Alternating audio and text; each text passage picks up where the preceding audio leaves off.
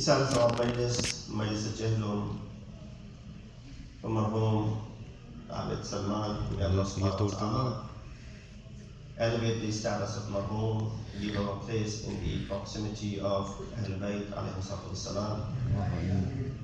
And we ask Allah subhanahu wa ta'ala to continue to bestow sabr and give sabr and patience to the bereaved family for the loss that they have suffered. For this Isa'at Salab Majlis, Chelum Majlis, I recited this ayat from Surah Qaf, ayat number 15, which is a dua that is associated with the Prophet Sulaiman alayhi salam, where he is making this dua. And the beginning part of the dua, before the dua starts, it refers to him or someone reaching the age of 40. فَلَمَّا بَلَغَ أَشُدَّهُ وَبَلَغَ 40 سَنَةً.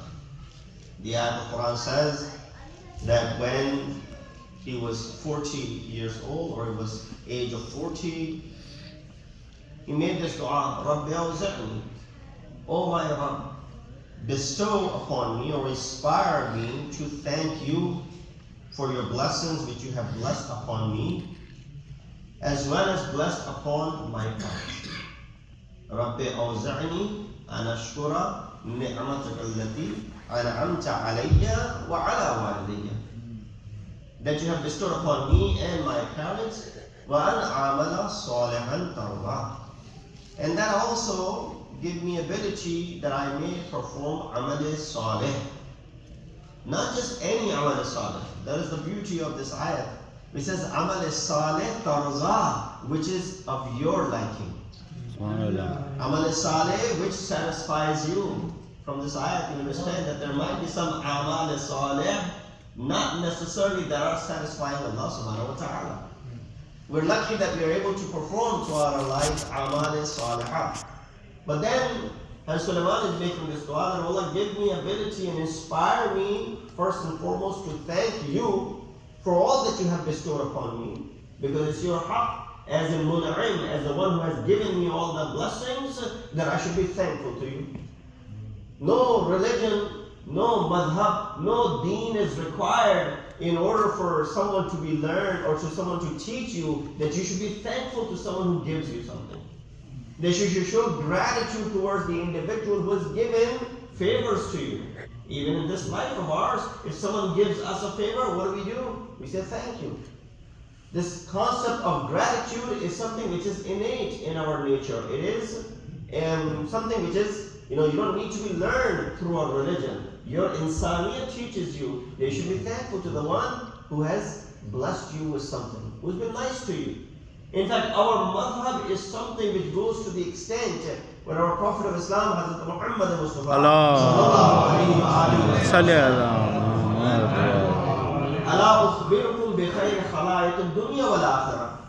should I inform you about the best of the akhlaq of this world and the hereafter? So of course, we want to learn. Here in this ayat or in this tashri'ah, I said that no deen is needed to teach you. It's intuitive. They should do good to those who have done good to you, right? Those who've been kind to you, how should you act with them? Kindly. That's the least you can do.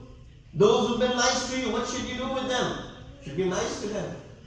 This hadith of our Prophet, which is amongst the tenets of the religion, mentions that should I tell you about the akhlaq of this world and the hereafter? So absolutely. Anyone can be good to the ones who have done good. Anyone can be kind to those who've been kind to you. But in this hadith, Rasulullah says, let me tell you about the akhlaq of this world and the hereafter. What are the akhlaq? Al-afwu amman zalamaka. Forgive the one who has done zulm against you. Forgive the one who's been unjust to you and has done injustice to you. Wasil man qata'aka. And repair your ties, do sila rahmi with the one who has done qata rahmi to you. Wal ihsanu man asaa ilayka. Be kind to the one who has been so unkind to you. Not just the one who has been kind to you that you should show kindness. No, Rasul is saying be kind to the one who has been unkind to you. What is our way of living, if someone has done something wrong to us, and there's a possibility, we don't want to see the face of this person anymore. We don't want anything to do with this person anymore. And then we call ourselves to be what? Muslimin. We call ourselves to be the followers of this madhab, this religion, which is teaching us what? Be kind to the one who's been unkind to you. Connect ties with the one who severed ties with you. Forgive the one who's done injustice to you. And then the riwayat continues with the word that may not be, قابل hazm. We may not be able to digest as to what extent Rasulullah has gone. As far as he says towards the end of this hadith, وَعْتِ مَنْ حَرَمَكَ. He said, well, I'll forgive the one who's done injustice to me. I can do that much. I'll be kind to the one who has been unkind to me. I can do that too as well. I'll even connect ties with those who have severed ties with me. But this last one, when Rasulullah says, وَعْتِ مَنْ حَرَمَكَ, provide to the one who has deprived you. There's someone who deprived you of your rights. There's someone who took and usurped your rights. There's one who took it away from you, snatched it from you. Rasulullah says what? عَاتِ مَنْ حَرَمَكَ. They deprived you, you shouldn't deprive them. You should still continue to provide them. These are the akhlaq of this world and the hereafter. That's what you find in the lives of Masumin.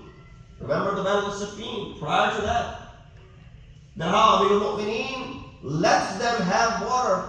The enemy, he says, oh Molana, we can control the enemy if we go ahead and block the water. This was one of the tactics of the battles. Imam said, oh, then what's the difference between us and them? If they come thirsty, go ahead and provide water to them. You see what happened in Karbala? Imam Hussein hasn't arrived in Karbala yet, but you see a large lashkar of Hur arrives to do what? To block Imam, to arrest Imam, to take him to Ibn Ziyad. Does not allow Imam to deviate from the path and go somewhere else. Hur is the one who then says on the day of Ashur that I am the one who caused you to come over here. I'm the one who is responsible for the bloodshed of your family. I'm the one responsible for the children that are killed. He said all that. But Imam Hussein, what did he do to Hur? He could have easily deprived them of water. All of them were thirsty, and even to the extent that they were dying of thirst, Imam provides water to every single one of them. They're not carrying loads of water with them. It's a land where there's no water available. Yet Imam said, no, give to everyone. Riwayat mentions the last person. There was 1,000 men that had come. The last person who was in the line waiting for his turn to drink water, he said, I knew that my turn will never come and I will die without drinking water. And then here I see Imam Hussein himself gets up and brings water to me. Subhanallah. This is the ata of Ahl-e-Bait. So Imam Rasulullah is saying what? You want to know the akhlaq of this world and the hereafter? Provide to those who have deprived you. Have this sort of heart, and that is what really the teachings of Islam are. Sallu ala Muhammad wa ala Muhammad.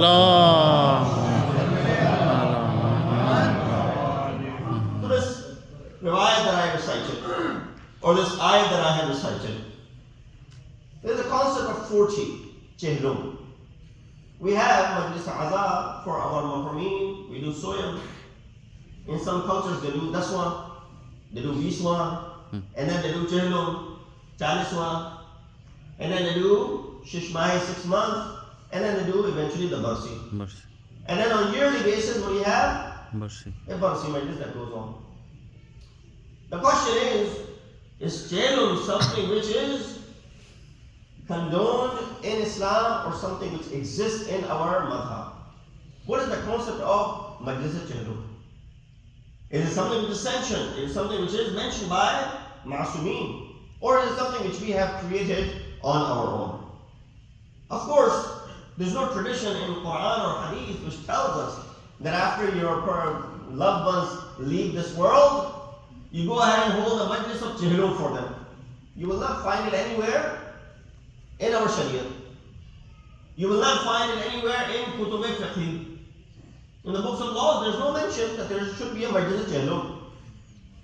In fact, to the extent it is mentioned that a deceased who leaves behind some wealth, money does not have to be used for paying for Majlis Allah that is being held for them.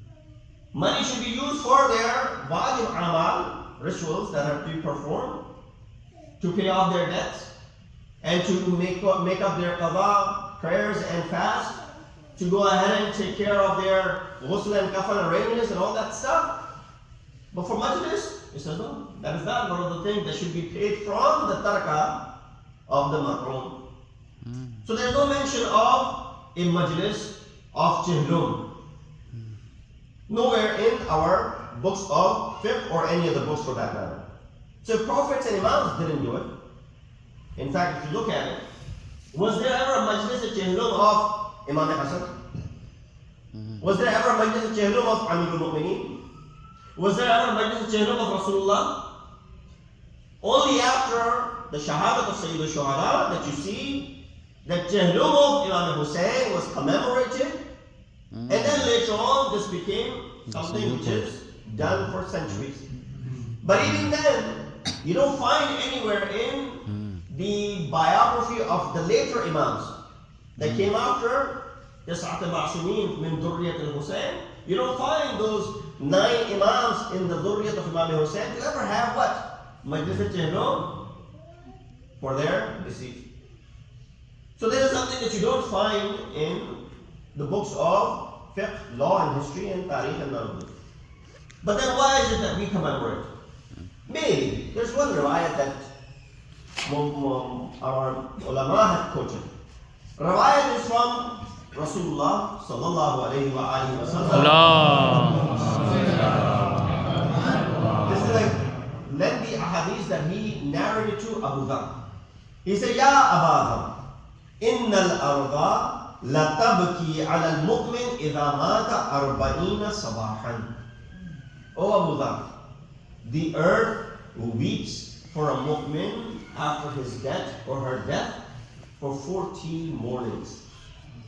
This earth is bearing witness and is weeping for the deceased for 40 mornings. Now we don't know if it weeps for even beyond 40, but at least the word 40 has appeared in this riwayat, which gives us the ability to deduce from it that there is some significance of 40. And absolutely, there is significance of 40 in Islam. I'll highlight a few things that are important as far as the 40 is concerned, the number 40 is concerned. So what is the importance of this 40? Why there's so much reference of Arba'in and Arba'un and Chelum in our Islamic texts? Many of the time these numbers have appeared only to highlight excess of something. For example, it is recommended to read Dua Ahad after Salatul Fajr for 40 days. Right? If you haven't done so, read it. It's a short dua in which you make this dua that, oh Allah, that if I do not witness the zuhur of my Imam, and if I die before the zuhur happens, bring me out of my grave so that I could be amongst the helpers and the soldiers of Imam Zaman. Rawayat mentioned that if you read this dua for 40 days, your dua will come true.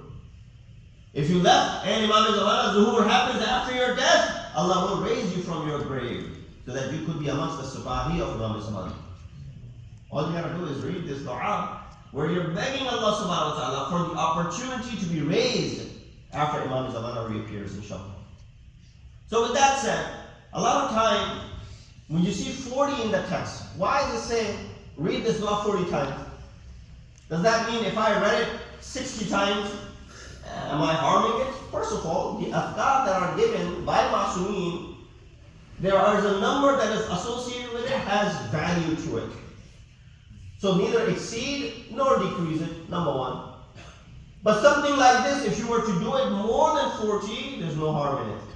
Because 40 in these sort of riwayat is only referring to excess. Ziyadti. Ki jitna ziyada hoga karo.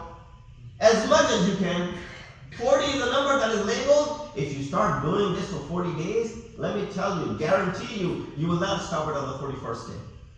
You will not stop on the 100th day. It'll become your habit to go ahead and recite this dua. You offer Salatul Layl for quite some time, it becomes part of your routine. So many of these numbers that are mentioned are there only to highlight the excess and ziyadati, and they're not necessarily limiting us to that particular number. Therefore we find 40 is important from that aspect. Why? The Risalat of Nabi Mukarram Hazrat Muhammad Mustafa began when he was 40 years old. When Rasulullah reached the age of 40, Allah subhanahu wa ta'ala descends or sends Hazrat Jibreel with the first revelation, Iqra bismi rabbika alladhi khalaq. Now Rasulullah receives it at the age of 40. Does that mean he was not Nabi prior to that? No. Rasulullah was Nabi, kuntu nabiyyan wa Adam bayna tina wal ma. I was Nabi when Adam was not being created. When Adam was between the clay and the water, the wujud of Rasulullah was there. And he was Nabi at that time. So from the birth he's Nabi. It's just that Allah subhanahu wa ta'ala chooses the risalat for his anbiya whenever he wishes. Rasulullah was not ma'mur to go ahead and deliver the message for the first 40 years. But he still did it with his akhlaq. He still taught people without using his tongue. What does the Rawai says? He said, Kunu du'atan lin-nasi bighayri alsinatikum. Imam says, draw people toward us without using your tongue. How do you draw someone without using your tongue? I have to sit on the mimbar and speak and use my tongue to go ahead and give you some matalib. But sometimes my action could be louder than an hour-long speech that I give from the mimbar. One amal su could wipe everything off the good that a person has done. And one amal khair could be on top of all the things that a person has done. And don't want to make this to be a political thing, but in this age that we're living in, many people whom we consider to be very well educated and, carried a good head on their shoulders, now with this conflict that is happening in the Middle East, their true faces are coming out. Every single day you're realizing who is where and how much it is, as far as which party they belong to. And if you say something about the other side, right away how criticized you will be and sidelined you will be. Sallu ala Muhammad wa alayhi.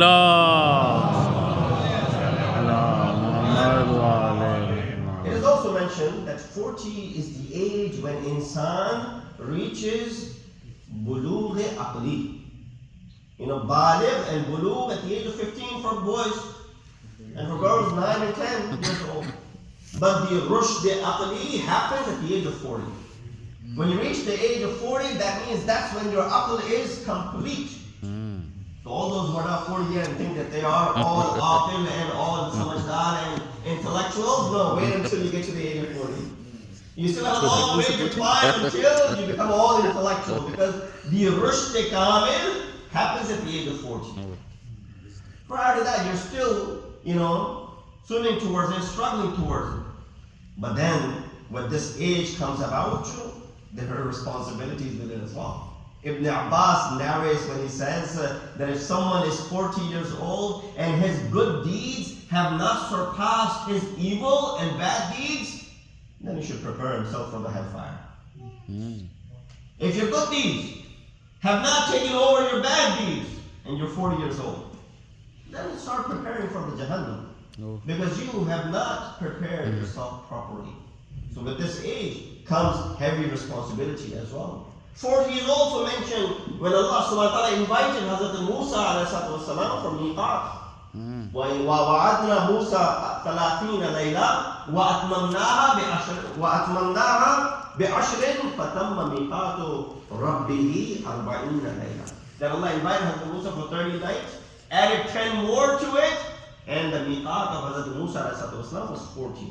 So from there it also highlights that there's something that Allah subhanahu wa ta'ala, when He invites His Nabi who's Kalimullah, also is there for 40 nights, and there must be something mutabarrik and blessed as far as 40 is concerned. Yes, Hazrat Adam also, after this tarki Allah that he had done, he did sajda on Mount of Safa. When Allah subhanahu wa ta'ala descended him to the earth, on the mountain of Safa and Marwa, Hazrat Musa, Hazrat Adam did sajda for 40 days. Until Allah subhanahu wa ta'ala, asking Allah subhanahu wa ta'ala for the forgiveness. Of course, the forgiveness was not for a sin. The forgiveness was in front of Tarki Allah that he had done in paradise. And then, of course, there are other works and hadith that you find. In fact, many of our scholars have written books which are titled as Arba'una Hadithan, 40 hadith. There's the most famous book of Imam Khomeini called Arba'una Hadithan, 40 hadith. The selection of his 40 hadith. And then, of course, the translation and tashrih of those, that book has been done. It's a marvelous, masterpiece as far as the 40 hadith is concerned. Why the emphasis on 40 hadith? Because the Riwayah says from Rasulullah that if anyone from my ummah recites 40 of my hadith, memorizes it, and then implements it in his life, Allah subhanahu wa ta'ala will raise him as a faqih and alim on the day of judgment. Subhanallah, Subhanallah. If you can memorize, or forget memorization, if you can read and implement those 40 ahadith in your life. So I recited a couple tonight. The first one that I recited was that gave you incentive. One of the best of akhlaq of this world and the hereafter. See, this is what the majlis should be. That I have narrated the hadith 20 minutes ago. There's no test over here. I'm not asking you to repeat the hadith. But there was something mentioned in it. I'm sure you remember the gist of it. I'll repeat it for the sake of those who forgot. Rasulullah says, you want to know the best of the akhlaq of this world and the hereafter, what should you do? Al-afwu amman zalama.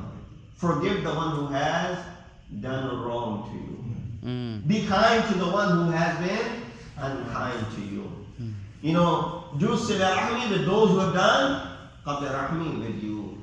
And provide to those who have deprived you. Muhammad.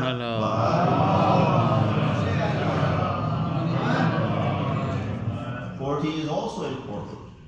Why? The Riwayah says if there are 40 people that offer namaz-e-janazah for a marhum or a marhuma, and when they recite this line in this namaz-e-janazah, Allahumma inna la na'lamu minhu illa khayra. Oh Allah, we do not know anything except khair from this marhum. Allah subhanahu wa ta'ala does what? He says, قَدْ قَبِلْتُ شَهَادَتِكُمْ. I have accepted your bearing witness that you have seen nothing except khair from this person. وَغَفَرْتُ لَهُ. And I have forgiven مَا عَلِمْتُ مِمَّا لَا تَعْلَمُونَ. I have forgiven your sins. I have forgiven the sins of this person that you even were not aware of. If 40 people are mawjood on namaz-e-janazah, offer janazah and recite this line, which all of you did just recently, just a few minutes ago, you recited as well, that when you say this word, Allahumma, that is why it is important, those who attend namaz-e-janazah, that they don't just stand there silently. They should recite it. Every single word that is being recited, because salatul janazah is wajib. And it's not there to listen, that's why we repeat it. So you repeat after us, oh Allah, we don't know anything except khair from this individual. And then Allah forgives the sins of this individual, forgive the sins of the person who recites this, so you get the benefit of it as well. And then Allah forgive the sins that you did not even know about this individual. That is the beauty of someone, man sabaqat rahmatuhu ghadaba, the one whose rahmat exceeds his ghadab. Muhammad wa Allah. 40 is also important because Molana al-Taqiyan also complained. He said, if only 40 people had come, I would have revolted and rose against this Jabir Hukumah.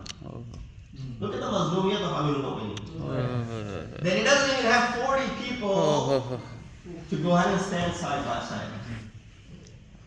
People came, Mawla, from far distances. Mawla, you should do khuruj, and we are with you. Mawla, you should go ahead and rise, and we are with you. Famous, Imam said to all of them, come back tomorrow with your head shaved, and inshallah we'll go and do khuruj. Mawla, here we're ready to give our necks. Why do you need our heads shaved? He said, go ahead and perform this, come back and we'll meet here tomorrow, and we'll go ahead and do this Furuj as you are requesting me to do. Next day only 4 people show up. 4 people show up with their heads shaved. You know what Imam said? Imam said, if they can't give hair for my sake, how are they going to give their necks for my sake? You want me to trust these people? You want me to stand with them, guide them, lead them, that they're not even able to shed the hair? What's the value of this hair? So Imam said, only 40 people were with me. I would have done Furuj against the Jabir Hukmran. Of course, last 2 ahadith in regards to 40, and I'll come to conclusion. That while 40 is important, Chelum and Arba'in in Arabic, we find that there are 2 ahadith that I'm sure famously you've all heard, which are there as far as our physical being is concerned. And I'll connect that with Rabt al-Masail inshallah. First hadith mentions that if a person consumes alcohol for 40 days, if a person consumes alcohol for one time again, Allah subhanahu wa ta'ala does not accept his prayers for 40 days. For 40 days your prayers are not accepted if alcohol touches your tongue. And then follow up to that hadith was, if a person consumes haram morsel, their du'as are not accepted for 40 days. So this is a lesser, right? Consumption of alcohol, your ibadat are not accepted, meaning salat is not accepted, roza is not accepted, all the other actions that you do within the 40 days are not accepted. But if you consume something haram morsel goes in your belly, your dua does not have any, value to it. There's no acceptance of this dua. But on the contrary, if you fill your belly with halal food for 40 days, Allah makes your heart nurani, illuminates your heart, and is ready to serve the cause of Allah subhanahu wa ta'ala. What is this 40 has to do with that? Of course, in all of these hadiths, 40 is there to reflect on something which is excessively done. Something which is done in excess. So when you do something for 40 days, meaning you're going to continue doing it. You're not going to stop at 40. You're going to keep on doing it. It'll become your habit. But consumption of something haram, which becomes part of your body and flesh and blood, has the effect that your dua is not accepted. Have you ever noticed sometimes that we're making dua and it's not accepted? There are many reasons why dua is not accepted. One of them is when you consume something which is haram. And that is what Imam Hussein said on the day of Ashur. When he was facing the enemy, Imam stands in front of the enemy. And Imam is doing Itman Hujjat. You and I hear the kalam of Imam Masoom and brings tears to our eyes. Especially if the kalam has to do with wasa'ib. Here Imam Binafs al-Nafis is standing in front of these people. Imagine Imam comes and speaks to you directly. How would you feel then? Yes, Sayyid al-Shuhada is standing in front of this Qawm al-Ashqiya, speaking to them, and they're not paying attention. Imam said, what is wrong with you people? I'm talking to you, and nothing is happening. There's no effect of my words onto you. Why is it that you don't listen to what I'm saying? You're not paying attention. I'm offering you something. I'm offering you Jannah. You have traded, made a bad trade for this worldly life. You have sacrificed your Jannah. I'm giving you that ability to that. Listen to me. But they didn't pay heed to Imam Hussein. Imam gave the reason why. لَعَنَّ بُطُونَكُمْ مُلِعَتْ بِالْحَرَامِ. Because your bellies are filled with haram. The reason your bellies are filled with haram, you will not pay attention to what I have to say. Imam Hussein खड़े हैं सामने, गुफ्तगू कर रहे हैं, मगर इमाम की गुफ्तगू का कोई असर नहीं होता है। क्या अजब मरहला होगा इमाम के ऊपर, इमाम की आवाज बुलंद हो रही है और कोई सामने से लब्बैक कह रहा है। मुसीबत हुसैन ये नहीं है कि उनको शहीद कर दिया गया मैदान में, उससे बड़ी मुसीबत ये है कि इमाम इस उम्मत के नबी के नवासे हैं और उनके खून के प्यासे के सामने खड़े हैं। इमाम ने कहा पिछले साल से कि तुम्हें शहर रहे तो क्या उसकी गंदुम भी नसीब न होगी। کہا میں گندم نہیں کھاؤں گا، میں کچھ اور کھا لوں گا. یعنی اثر نہیں ہو رہا ہے انسان کے اوپر. ایک امام وقت ہمارے سامنے کھڑا ہے. بس امام علیہ السلام نے اتمام حجت کیا. امام چاہتے تھے، امام کے الفاظ سے he wanted that these people would be given salvation. Even they have killed all my family members, still I want them to be given a chance that maybe Allah forgives them. But they did not pay attention to the words of Imam. They continued on with their atrocities. Imam takes his sword out and Imam performed the jihad. Imam نے اتمام حجت کے بعد سے اپنی تلوار نکالی. امام نے کہا میری کوئی بات نہیں مانتے، مجھ کو واپس جانے نہیں دیتے، مجھ کو پانی نہیں دیتے، چلو بس ایک بات مان لو، مجھ سے ایک ایک کر کے جنگ کرنا. یہ بات مان لی جاتی ہے. ایک ایک کر کے قوم اشقیاء سے لوگ آتے تھے، امام سے جنگ کرتے تھے اور امام ان کا صفایا کرتے جاتے تھے. تھوڑی دیر میں امام نے لاشوں کے لاشیں لگا دیے. دشمن سمجھ گیا یہ حیدر کرار کا فرزند ہے، اس سے ایسے جنگ نہیں کی جا سکتی. تھوڑی دیر اگر اس طرح سے جنگ چلی تو ہم میں سے کوئی باقی نہ بچے گا. ارے حسین سے جو وعدہ کیا تھا اس کو توڑو، وعدے کو شکن کرو، ہر طرف سے حسین پہ حملہ کرو. چاروں جانب سے تیر برسانا شروع ہو گئے. روایت یہ کہتی ہے کہ جب حسین جب زین سے زمین پہ آئے تو جسد حسینی میں اتنے تیر پیوست تھے کہ امام حسین کا جسم مکمل طریقے سے زمین پہ نہ تھا بلکہ ہوا میں معلق تھا. اجرکم اللہ، خدا کسی غم میں نہ رلائے. بہن کیسے دیکھ رہی ہوگی، زینب نے دور سے منظر کیسے دیکھا ہوگا. امام کو اٹھایا، امام زین العابدین کو اٹھایا. اے بیٹا تمہارے بابا نظر نہیں آتے ہیں. کعبوں بھی اما ذرا خیمے کا پردہ ہٹائیے، ابھی پردہ ہٹانا تھا. امام نے دیکھا بابا کا سر نیزے پہ بلند ہے. کہا السلام علیکم.